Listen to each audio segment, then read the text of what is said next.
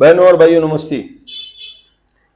दोस्तों, मुझे समझ में नहीं आता है कि इस शहर में जो लोग रह रहे हैं कि आखिर उनका गुनाह क्या है, जो बार बार वह लोग झूठी कहानियों में फंस जाते हैं, अपने पैसे बर्बाद कर देते हैं, उन लोगों को ठगा जाता है। बड़े दुर्भाग्य की बात है कि यहाँ पर जो भी अधिकारी आता है वह घपलों पे घपले कर देता है। अब वह तो निकल जाता है, या तो उसकी बदली हो जाती है या इंक्वायरी लगती है, जैसे कि करपे से ये सब बातें शुरू हुई, उससे पहले भी ये सब हो रहा है।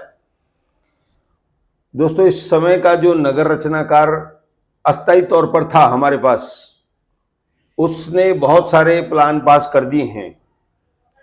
अब कुछ प्लानों के कारण उस पर कोंकण भवन, दोस्तों मैं आपको एक जानकारी दे रहा हूं, हमारे पास ये जो नगर रचनाकार है ना, इसके ऊपर जो है कोंकण डिवीजन में पूरी कोंकण का एक आयुक्त रहता है। फिर जो नगर रचनाकार की जो मुख्यालय है ना, वो पूना में है, सेंट्रल बिल्डिंग में। तो दोस्तों वही इनको नगर रचनाकार को हमारे पास भेजते हैं। तो इस तरह से अब जो नया नगर रचनाकार हमारे पास है, उसने भी काफी गफलतें कर दी हैं, जिसके कारण से उसकी 15 दिनों के अंदर इंक्वायरी करके वापस देनी है। दोस्तों, कुछ दिन पहले उल्लासनगर 2 में एक बिल्डिंग तोड़ी गई, बताया गया कि उसके पास कोई कागज नहीं थे। अगर अभी तो वह बिकी या नहीं बिकी पता नहीं। और अब ये जो प्रकरण हो रहा है, तो इसमें बताया जाता है कि 2-3 बिल्डिंगों के कारण बहुत सारे प्लान खुल जाएंगे। अब इसमें भी फंसेंगे लोग। हर बिल्डिंग में कुछ ना कुछ तकलीफ निकल रही है।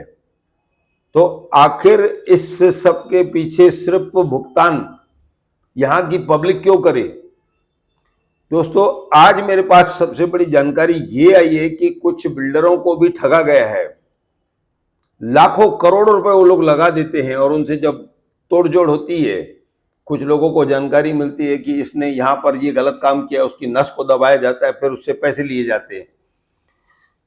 तो कुल मिलाकर इन सब प्रकरणों के पीछे अब तक पब्लिक फंस रही थी, अब बिल्डर भी फंस रहे हैं। अब मुझे ये पता चला है कि कुछ बिल्डरों ने कसम खा ली है कि इस शहर में हम लोग बिल्डिंग नहीं बनाएंगे। ये एक बहुत बड़ी दुर्भाग्यपूर्ण बात है।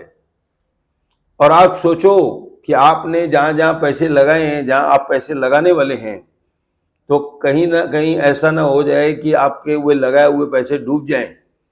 कुल मिलाकर इस समय पहले जो पब्लिक यहाँ की खतरे में थी, अब यहाँ के बिल्डर भी खतरे में आ गए हैं, और उन्होंने कसम खा ली है कि हम यहाँ पर बिल्डिंग नहीं बनाएंगे।